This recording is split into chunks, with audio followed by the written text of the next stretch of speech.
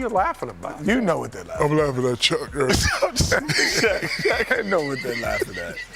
You understand? Shaq is over there crumbling up paper. That's why I was laughing. That's not what I'm I'm laughing at Chuck. Come on, tell the truth. That Bronny what? Ain't no way he should be in the NBA. Come on. There's no way. The moment it happened, the tone in the arena shifted before anyone even fully processed what they were seeing. LeBron James, in a situation that was already being watched under a microscope, reportedly walks off the court early, and suddenly the broadcast angle, the crowd reaction, and the online chaos all collide at once. It wasn't just another NBA moment, it instantly became a storyline. And when a moment involves LeBron, there is no such thing as small reaction. Everything scales, everything escalates. And this one immediately spilled over into the media firestorm that Stephen A. Smith is known to dominate. The reaction didn't take long to arrive. On live television, Stephen A. did what Stephen A. does best. He didn't soften the edges, he sharpened them. The frustration, the disbelief, the rapid-fire breakdown of what it means when a superstar like LeBron appears to disengage from a game early, it all came pouring out. The tone wasn't casual analysis, it was intensity. Because in Stephen A.'s world, LeBron doesn't just play basketball, he defines eras. And when he steps away from the floor before the final whistle in any context, it becomes a symbolic moment, whether people like it or not. Speaking of children, Bronny and Bron playing together. I tell my son all the time, you have to create your own path. You gotta separate from me. Like, if you don't want to be affiliated with me, go on your own. And that's where the debate immediately split into two directions. One side looked at it as overreaction culture, another example of media magnifying every small action from a superstar. The other side saw it as accountability. If you are the face of the league, everything you do carries weight, including how you finish games, how you respond to adversity, and how you manage optics in real time. Stephen A. leaned hard into that second interpretation, and the tone of his response made it clear he wasn't interested in softening the conversation for comfort. But while that storm was building, another viral moment was brewing in a completely different corner of basketball media. The Bronny James conversation, already one of the most polarizing topics in the NBA landscape, found its way into a live debate segment featuring Shaquille O'Neal. And instead of tension, what unfolded was laughter. Not polite laughter either, but the kind that instantly changes the temperature of a studio. Shaq, known for his unfiltered reactions, reportedly burst into laughter when the conversation shifted toward the constant scrutiny and pressure surrounding Bronny's development and expectations. He went on. Oh, hold on. I won't let my man have to tell about Bronny. How you feel about Bronny? I don't like Bronny James. I don't. I just feel like he's just one of those, my dad's here. You can't tell me what to do. He's a little kid running around. I swear, that's what it looked like. That's what it looked like to me. I don't like him.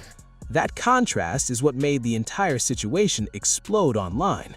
On one side, Stephen A. is intensely dissecting LeBron's early exit narrative with full seriousness, framing it as part of a larger discussion about leadership, legacy, and responsibility. On the other side, Shaq is reacting to the Bronny discourse in a way that almost undercuts the seriousness of the debate entirely, laughing at how inflated and repetitive the conversation around him has become. Two completely different emotional responses to the same ecosystem of pressure surrounding the James family. Here's the part nobody's talking about. This isn't really about one moment, or one walk-off, or even one segment on television. It's about how modern NBA storytelling has become a reaction loop, where emotion often replaces context. When LeBron leaves a game early, regardless of the exact situation, it doesn't stay a basketball decision. It becomes a media symbol. And when Bronny is mentioned in any serious basketball debate, it doesn't stay about development. It becomes about legacy weight, expectation overload, and public projection. Every moment is interpreted through a lens that is already preloaded with meaning before the facts even settle. And LeBron James electing to get off of social media, is that because of you, LeBron James? Or is it because of your son, Bronny James, and his struggles in the D-League and the NBA prior to that, college basketball, Prior to that, high school basketball, when he was an All-American averaging 14 points a game, and people said no All-American averages 14 points a game. Stephen A's reaction fits perfectly into that system. His breakdown wasn't just about what LeBron did, it was about what it represents in the broader conversation around accountability for superstar players. In his framing, when you are the face of the league, there is no just walking off moment that exists in isolation. Everything is connected to leadership standards, competitive culture, and the expectation that stars set the emotional tone for the game, even when the game is effectively decided. That's why his tone escalated quickly. It wasn't about one possession or one exit, it was about what fans perceive as standards slipping in real time. But the counter-argument is where things get complicated, because LeBron James has played more basketball under more scrutiny for longer sustained pressure than almost anyone in modern sports history. Every movement is tracked, every gesture analyzed, every decision layered with meaning. And in that environment, even normal human reactions start to look like controversial statements. That's the tension sitting underneath the entire discussion. Where does legitimate analysis end and narrative overload begin? And then Shaq enters the equation, almost like a pressure release valve for the entire conversation. His laughter during the Bronny discussion wasn't random, it reflected a different philosophy entirely. Shaq has always leaned toward a more simplified interpretation of basketball discourse. Let players develop, stop overanalyzing every moment, and avoid turning every young athlete into a permanent headline. So when the conversation around Bronny becomes intense, detailed, and emotionally charged, his reaction cuts through it in a way that feels almost dismissive, but also grounded in experience. This is where the two media styles collide. Stephen A represents high-intensity analysis, where every detail is magnified and every action is connected to legacy-level implications. Shaq represents lived experience, where not every moment needs to be overinterpreted, and where development takes time without constant public pressure. And when both of those perspectives hit the same conversation about the James family, the result is chaos, entertainment, and controversy all at once. The LeBron walk-off narrative, regardless of how minor or major it actually was in context, becomes the centerpiece because it fits perfectly into that media environment. It's visual, it's emotional, and it's easy to replay. That's what drives reaction culture, and Stephen A leaning into it only amplifies the cycle. His voice doesn't just comment on the moment, it frames it for millions of viewers, who will then carry that interpretation into every future discussion about LeBron's leadership and energy. Meanwhile, Shaq's reaction to Bronny adds a second layer to the entire ecosystem, because Bronny is not just another rookie or prospect in these conversations.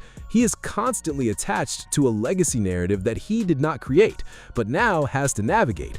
Every critique becomes amplified, every performance becomes symbolic, and every debate becomes less about basketball and more about expectation management. Shaq's laughter, in that sense, can be interpreted in multiple ways: dismissal of overhype, frustration with media narratives, or simply recognition of how exaggerated the conversation has become. The tension grows because both narratives are happening at the same time in the same media cycle. LeBron's every move is being interpreted as a reflection of leadership standards, while Bronny's every mention is being treated like a legacy checkpoint. And the combination creates a pressure environment that is uniquely modern NBA media, where nothing is neutral and everything is either praised or criticized in real time. And this is where young players usually make a mistake, getting trapped inside the noise instead of focusing on the development process itself. The Bronny conversation is a perfect example of how quickly expectations can outpace reality when media narratives accelerate faster than on-court reps. Even before consistent NBA minutes are established, the discourse has already written multiple versions of what he should be rather than what he currently is. At the same time, LeBron remains the gravitational center of the entire system.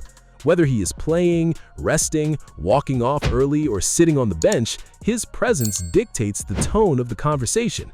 That's what Stephen A was reacting to, not just the action itself, but the symbolism attached to it. In his view, moments like that become part of a larger historical narrative about how stars manage the final phases of their careers and how leadership is perceived when physical dominance is no longer the only storyline. But the counterpoint remains just as strong. Not every moment needs to be inflated into legacy commentary. Sometimes a game is just a game, and sometimes a substitution or early exit is just situational management. The challenge is that in today's media environment, those lines no longer stay clean. Everything gets interpreted, clipped, debated, and recycled into larger narratives that often outgrow the original moment.